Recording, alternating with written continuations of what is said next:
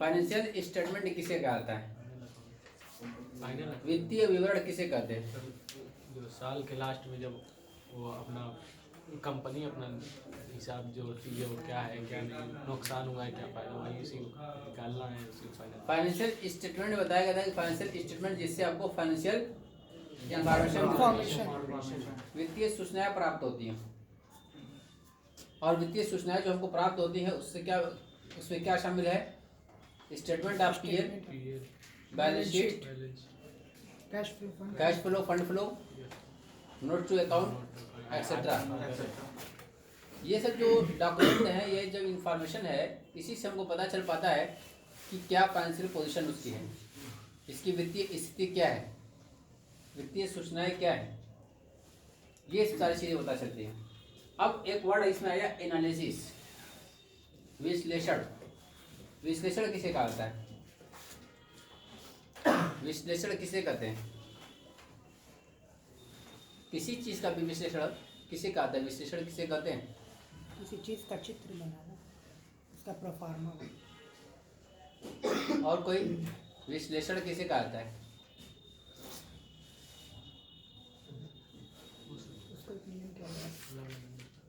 विश्लेषण का मतलब ये होता है कि किसी भी चीज की गहन जांच पड़ताल की जाए। क्या की जाए?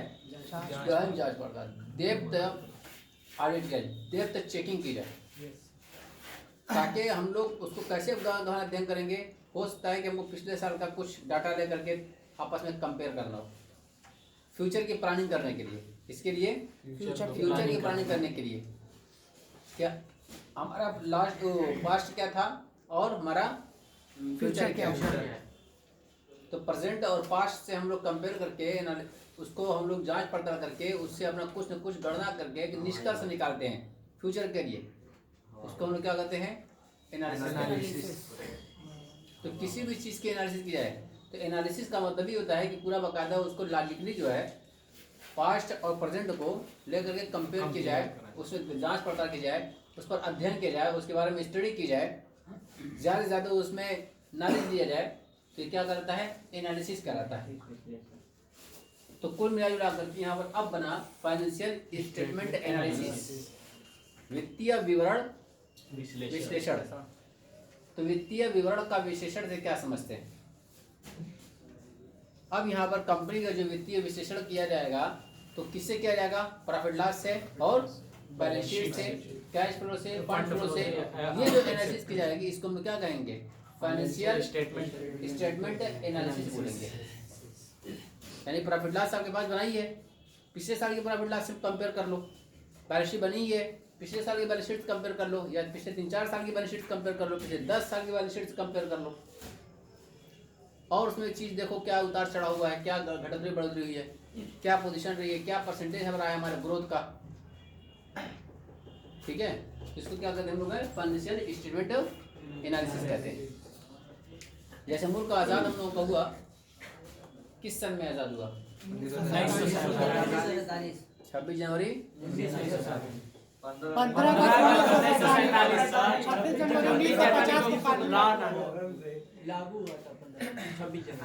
26 जनवरी 1947 एक हम लोगों की एक्ट्रेस है, एक्ट्रेस, उसका कहना है कि जब से मोदी जी आए तभी तो देश आज़ाद हुआ है, उसके बाद देश आज़ादी नहीं था। हाँ? बड़े कौन है एक्ट्रेस? कौन है जो कह रही थी कि मोदी जी मतलब जब से कहे हैं? कंगना रनावत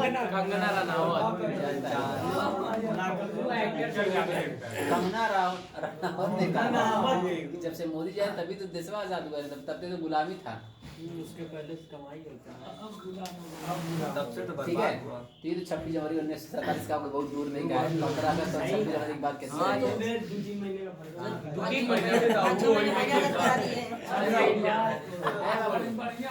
चुप रहो, तुमसे इसी का सवाल कर रहे थे। ये 26 जनवरी 1947 का मुल्क कब आजाद हुआ है?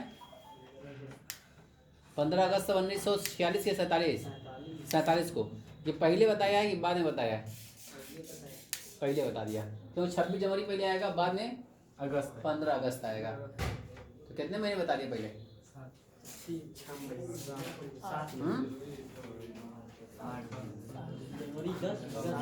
7 महीना सर पहले का 7 महीना ठीक है, लगभग 7 महीना पहले ही का है। 7 महीना 5 दिन थोड़ा पहले चला गया, लेकिन अभी तो कमरा नाम का 6-7 साल पहले ही पूरा आज़ाद हुआ है, उसके बाद आज़ाद हुआ नहीं था।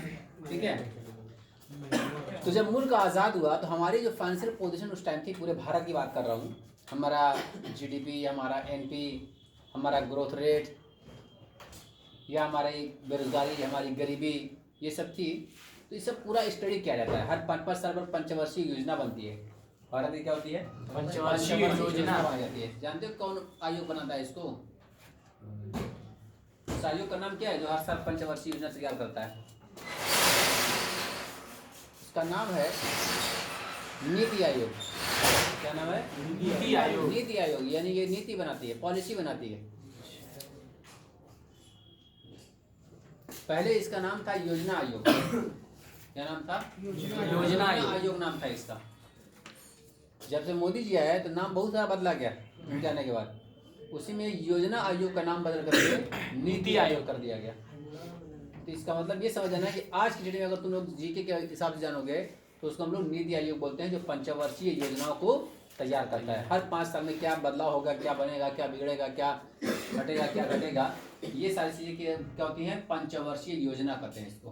कभी कृषि पर फोकस किया जाता है, कभी किसी पर फोकस किया जाता है, कभी किसी पर फोकस किया जाता है, योजना तैयार करती है। ठीक है, तो जैसे अब तक हमारा उतार चढ़ाव क्या है, तो बाकायदा देखोगे ग्राफ बना कर देता रहता होगा भारत की उतार चढ़ाव का। देखो कभी यस तो ये क्या होता है? एनालिसिस होता है, ये विश्लेषण होता है, ये कि हर 5 साल 10 साल क्या हुआ, उसके पहले क्या था, तो उसके पहले क्या था, मतलब 5 साल का 6 साल का लेकर के आगे की प्लानिंग की जाती है कि आगे क्या होने वाला है। ठीक है, तो यही एनालिसिस है। तो एनालिसिस सिर्फ ये मत समझना कंपनी के फाइनल अकाउंट नहीं का एनालिसिस, किसी चीज़ का भी एनालिसिस। ठीक है, मतलब उसको आगे के बारे में कोई डिसीजन लेना है तो आगे के दोस्तों से मिल करके, इसके गार्जियन से मिल करके, टीचर से मिल करके उसके बारे में जानना चाहूँगा। मतलब जो जो इसके रिलेटिव होंगे, जो जो इसके करीबी होंगे, जो जो इसके दोस्त यार जो इसके बारे में जानते होंगे, मुझको कुछ इन्फॉर्मेशन दे सकते हो, मैं इन्फॉर्मेशन इकट्ठा करूँगा, उसके हिसाब से मैं अपना एनालिसिस करके बता दूंगा कि बंदा कैसा है। बस मेरे इसी को क्या कहते हैं? एनालिसिस कहते हैं, विश्लेषण कहते हैं, जानकारी लेना। मतलब कि उसको लॉजिक के तौर पर उसको लॉजिक का हिंदी में क्या कहते हैं? तार्किक रूप से किसी चीज़ का गहन अध्ययन करना, उसके बारे में कुछ इन्फॉर्मेशन रखना, कुछ डिसीजन मेकिंग करना, ये क्या कराएगा? आपका एनालिसिस कराएगा। यहाँ पर हम लोग बात करेंगे फाइनेंशियल स्टेटमेंट की।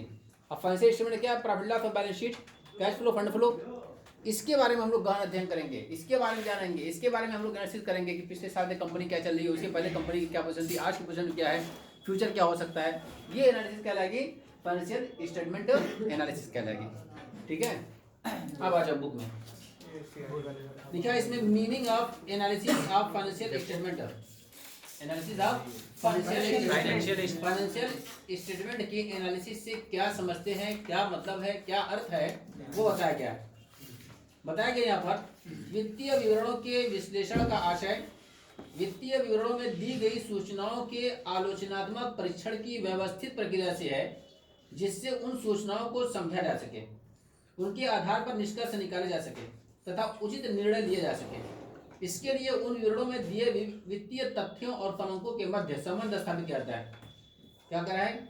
अगर ये चीज़ आप निकालना चाहते हैं, उससे निष्कर्ष निकालना चाहते हैं, उससे निर्णय लेना चाहते हैं, या उसके बारे में कुछ समझना चाहते हैं, जानना चाहते हैं, तो उसको क्या करना पड़ेगा?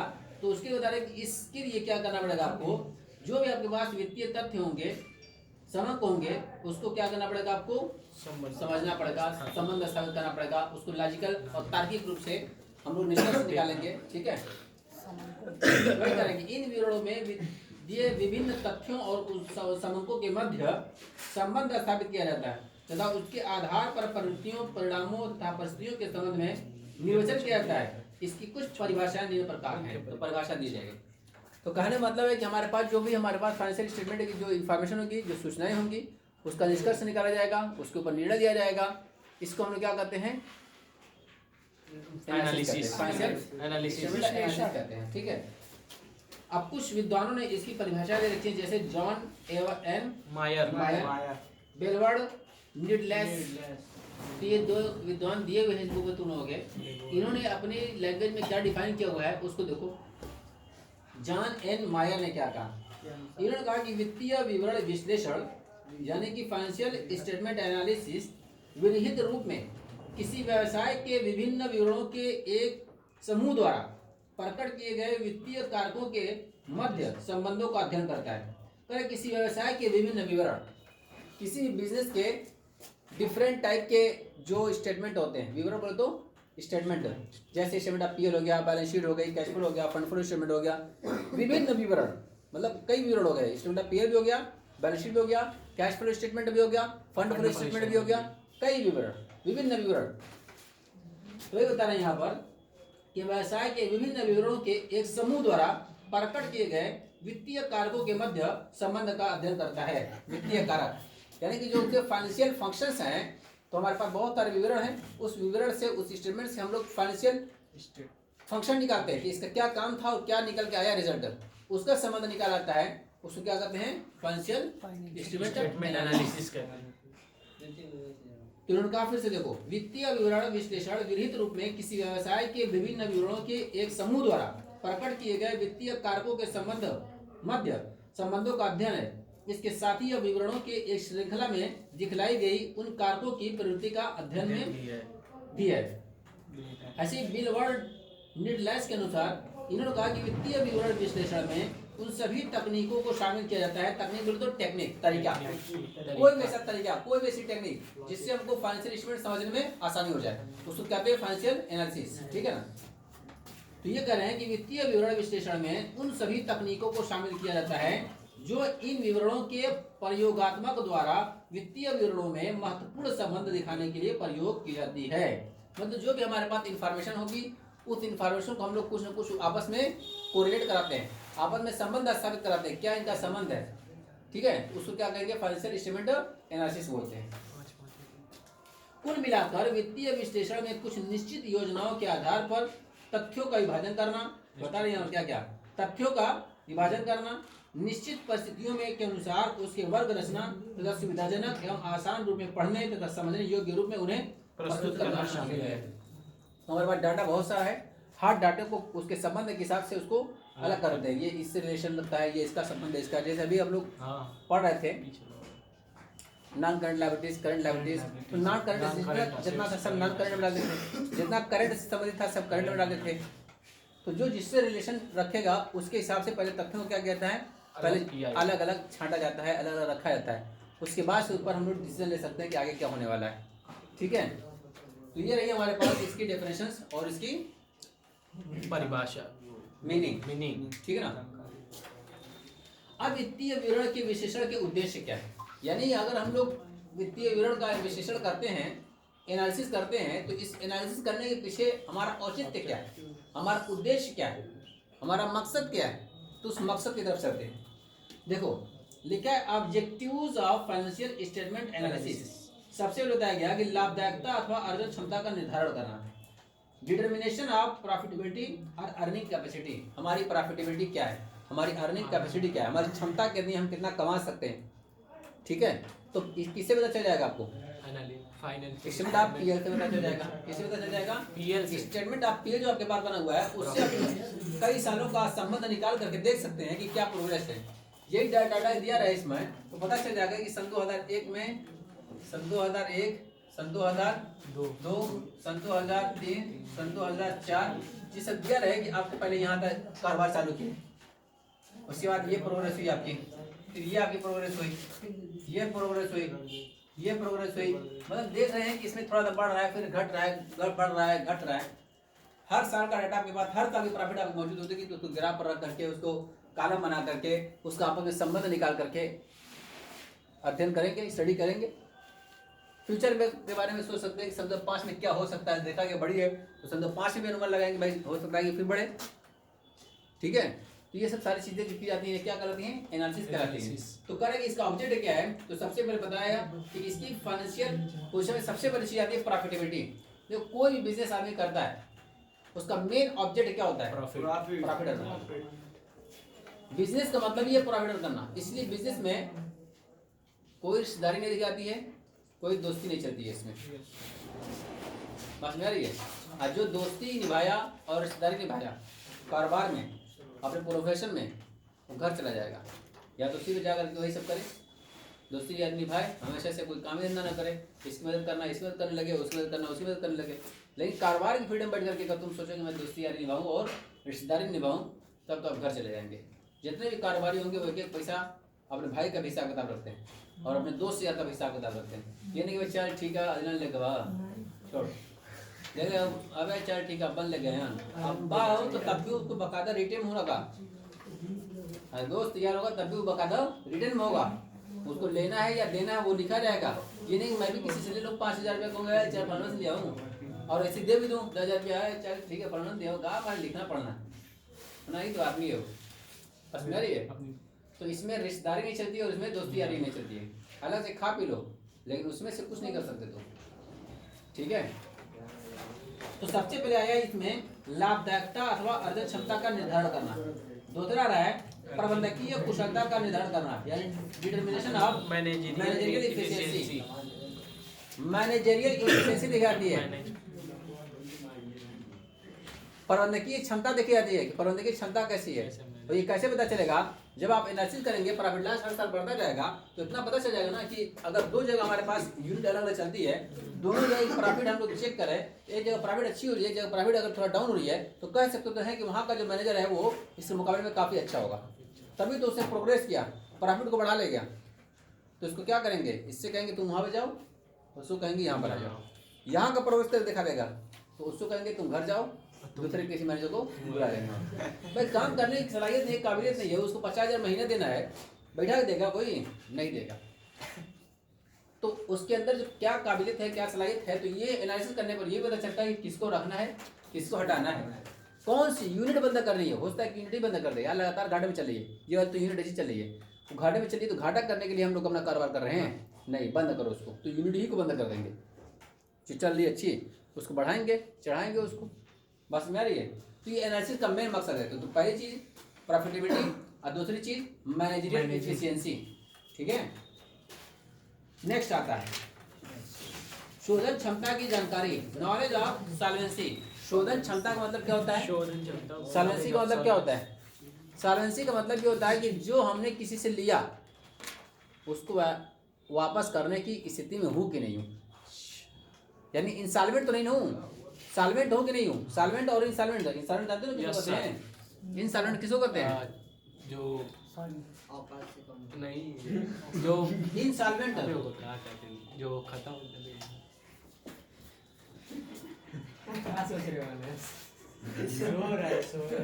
अभी होगा कहाँ क्या हुआ? नहीं बे, जो दबा हो जाते हैं, इंसॉल्वेंट बर्बाद जो होता है सबको क्या कहते हैं?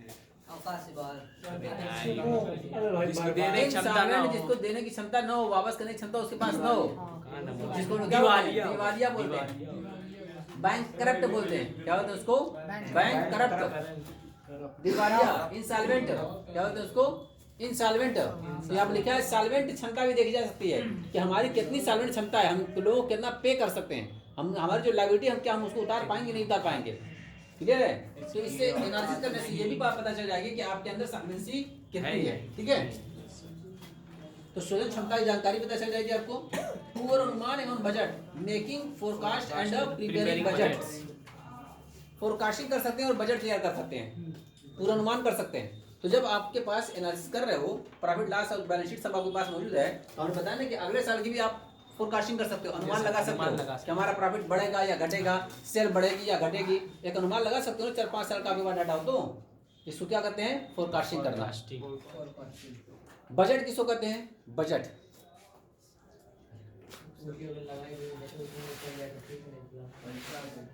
बजट किसको कहता है? बजट बजट बताना मुझको। जो अलग से पैसा निकालते हैं किसी ने किसी चीज को बचाना। बजट, ये है बजट। इंग्लिश सर में होता है पैसा मजूर, हाँ कैपिटल इंग्लिश में भी होता है मजूर। हाँ बे बजट इंग्लिशी वर्ड है सर, कैपिटल जितनी है उसी को हो सकता है। सर आगे का अनुमान लगाना और फिर उसमें जो बचत करते हैं कि आगे के लिए रहे भाई।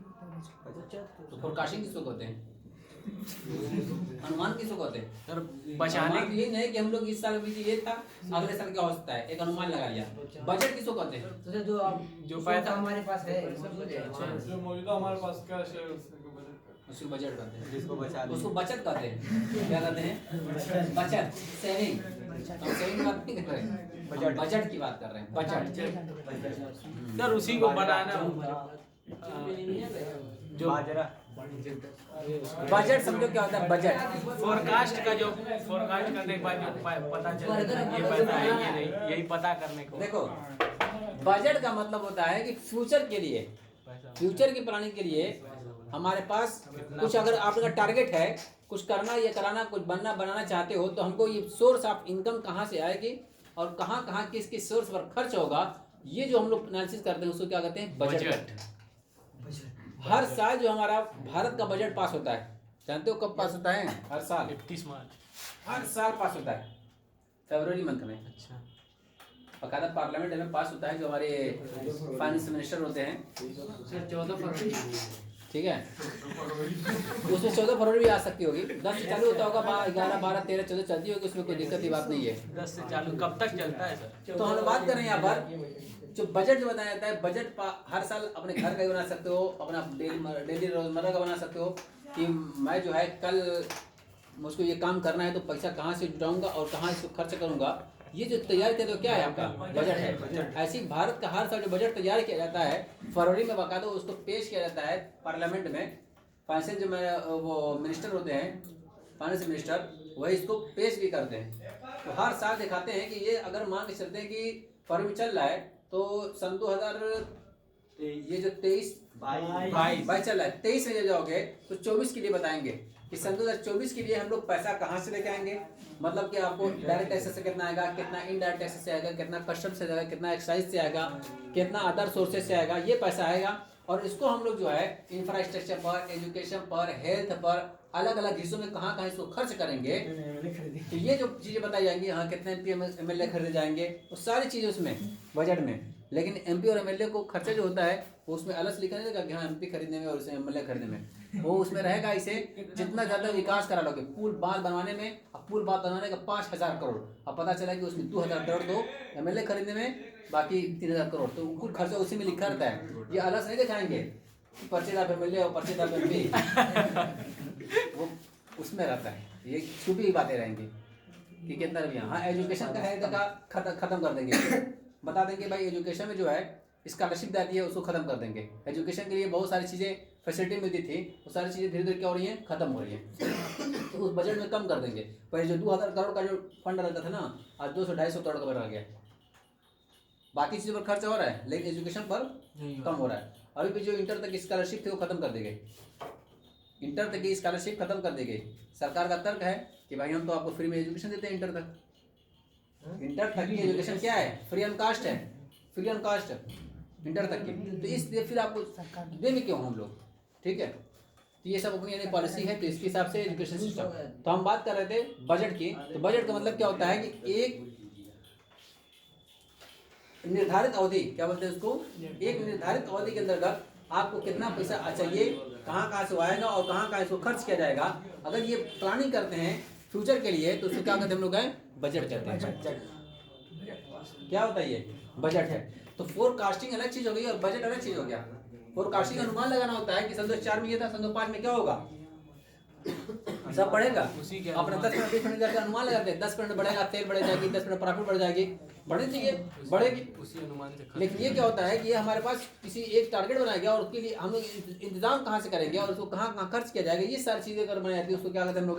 बजट। तो ये अपने घर का भी बजट बना सकते हो हर महीने का, कि अगर हर महीने में हमारे 20,000 रुपये खर्चा है महीने का, तो 20,000 रुपये खर्चा वो कहाँ से आएगा, किस लड़के से कहूँगा कि हाँ भाई तुम भी तो 10,000 रुपये कमा देना, 5,000 रुपये कमा दे देगा, हाँ तुम गेटवे जोड़ के लेके चलेना, सब जो है सब जो है उसमें लिखा रहेगा पैसा कहाँ कहाँ से आएगा, खर्च कहाँ कहाँ करेंगे, ये ठीक है ना। अब मान के चलो कि फरवरी में आगे शादी होने वाली है, अब शादी में हमारा 2 लाख रुपये का अगर खर्चा है तो 2 लाख रुपये कहाँ से आएगा और 2 लाख रुपया हम लोग किस किस मतलब मत पर कितना कितना खर्च करेंगे, ये भी टारगेट है कि जहेज में कितना देंगे या जहेज में के अलावा खाने पीने पर कितना खर्च करेंगे, कितना मेहमान नवाजी करने पर खर्चा करेंगे अलग से, कितना अलग से कैश देंगे, तो ये सारी चीजें उसमें दिखाई ये बजट है। तो बजट का मतलब क्या हो जाएगा, सीधी सिंपल चीज है कि जो हम लोग अपने कैश का फ्यूचर के लिए प्लान करते हैं कि पैसा कहाँ से आएगा, कहाँ खर्च जाएगा, उसको क्या करते हैं, बजट करते हैं। तो फाइनेंशियल स्टेटमेंट से हम लोग क्या करते हैं, यही तैयार करते हैं, ठीक है ना। बजट तो making forecast and preparing budget. आगे बताया गया इंटर फर्म लिखा कंपैरिजन, फर्म की आपसी तुलना। फर्म की आपसी तुलना का मतलब क्या हो जाएगा, इंटर फर्म। इंटर फर्म जानते हो किसको कहते हैं, एक होता है इंटर फर्म और एक होता है इंट्रा फर्म।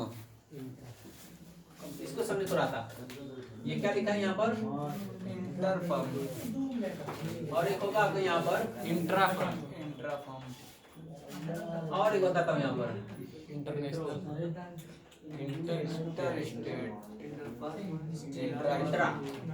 Intra state.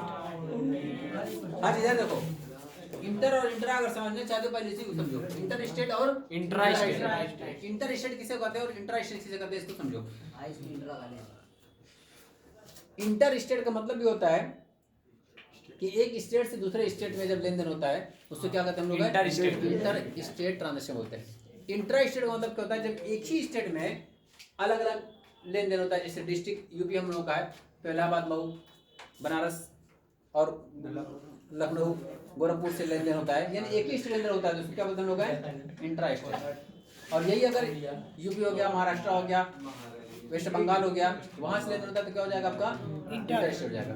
अब यहाँ पर मैं बात करूंगा इंटर फर्म और इंट्रा फर्म, ठीक है। हम लोग यहाँ पर बात करें इंटर फर्म और इंट्रा फर्म की, तो इंटर फर्म किसे कहेंगे, एक फर्म XYZ लिमिटेड है और एक फर्म ABC लिमिटेड है, इन सब के बीच में कंपेयर करना होगा, दो तीन फर्मों के बीच में, तो क्या हो जाएगा, इंटर फर्म कंपैरिजन।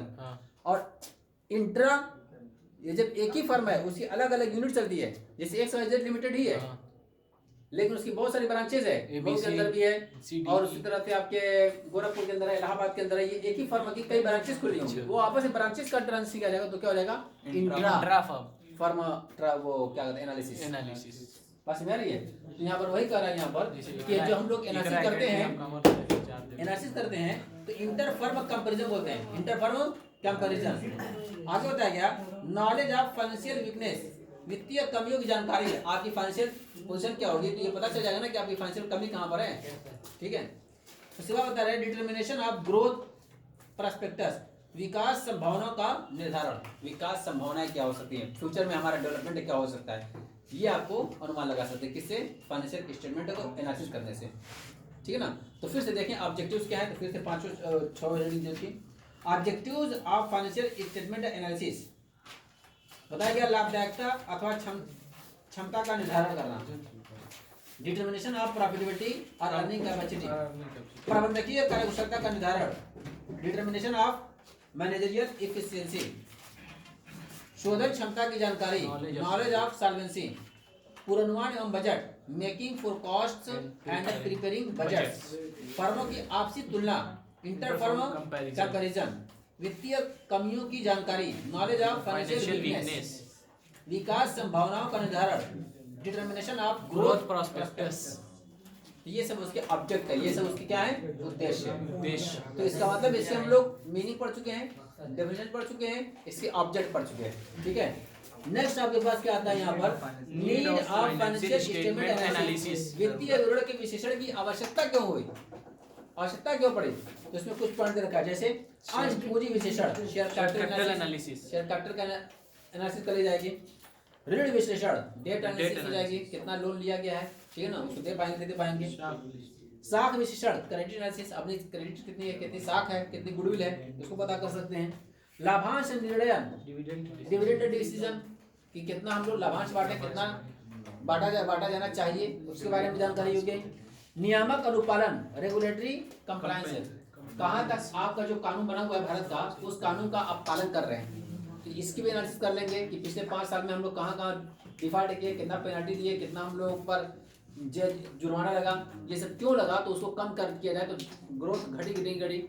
शुरुआत में बहुत सारे आदमी काम करते हैं तो बहुत सारी लीगल जो है या कानूनी जो काम होता है उससे हम लोग थोड़ा हट कर लेते हैं, लेकिन जैसे जैसे आदमी उसमें महारत हासिल करता जाता है वैसे वैसे गलतियां कम होती जाती हैं। तो ये भी एनालिसिस कर सकते हो, सब एनालिसिस कर रहा है अपने हिसाब से, ठीक है ना। जानकारी आगे बताया गया नियामक अनुपालन हो गया, व्यवसाय संचालन विश्लेषण, बिजनेस ऑपरेशन एनालिसिस। बिजनेस आपका ऑपरेट कई सालों से हो रहा है, तो कैसा बिजनेस हो रहा है, ग्रोथ में जा रहा है कि डिप्रेशन में जा रहा है।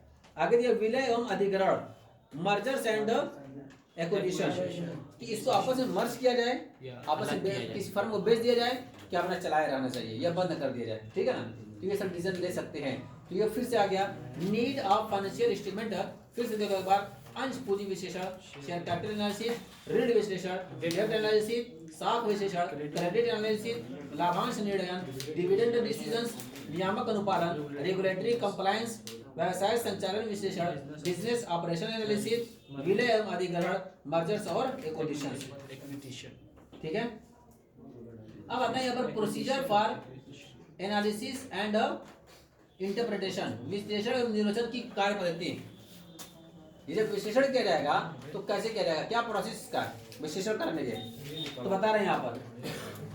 सबसे बताया गया विश्लेषण का उद्देश्य एवं सीमा, आप विश्लेषण क्यों करना चाहते हैं, प्रोसेस बता रहे हैं यहाँ पर कि आप प्रोसेस जब करेंगे स्टेटमेंट एनालिसिस करने के लिए तो क्या प्रोसीजर होना चाहिए। सबसे पहले आप ऑब्जेक्ट खोजिए कि आप क्यों एनालिसिस करना चाहते हैं, किस लिए करना चाहते हैं, क्या डाउट आपको हुआ है, ठीक है ना।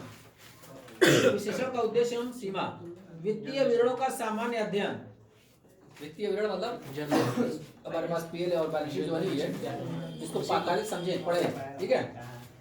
अतिरिक्त सूचनाओं का संकलन, जो हमारे पास फाइनेंशियल स्टेटमेंट बना हुआ है, यानी कि बैलेंस शीट बनी हुई है, हमारे पास पीए बना हुआ है, इसके अलावा भी कुछ अगर इन्फॉर्मेशन आपको इकट्ठा करनी तो इकट्ठा करिए, तभी तो किसी चीज पर आप एनालिसिस कर पाएंगे, निष्कर्ष निकाल पाएंगे। वही प्रोसेस बता रहा है। सबसे पहले क्या चाहिए आपको, उद्देश्य निकालना है, क्यों कर रहे हो। दूसरा बताया गया यहाँ पर कि वित्तीय विश्लेषण का अध्ययन करना होगा आपको, अतिरिक्त सूचनाओं का संकलन करना होगा, और अंकों का संक्षिप्तीकरण। अब अंकों क्या कर लेंगे, संक्षिप्तीकरण कर लेंगे। बड़े बड़े जो फिगर हैं उसको क्या कर लेंगे, शॉर्ट में कर लेंगे। जैसे मान के चलो यहाँ से चलते चलते पीछे से जा रहा है, देख पे तब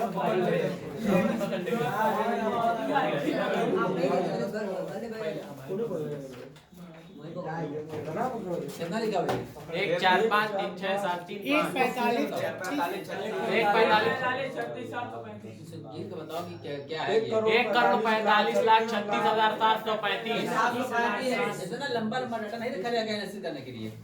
आप इसको जानते हैं, ये पता है ना, बस ऐसे लिखा जाएगा 1.4 ठीक है, 1.4 बस में आएगी, बस इतना ही, ठीक है ना। देखते हो गए इसमें, जैसे तुम लोग बहुत सारी जगह पर मिलियन लिखा रहता है, मिलियन का 1.5 मिलियन 10.4 मिलियन और 5 मिलियन लिख दोगे, बस वही है। इसका अलग बड़े बड़े जो डाटा आपको दिए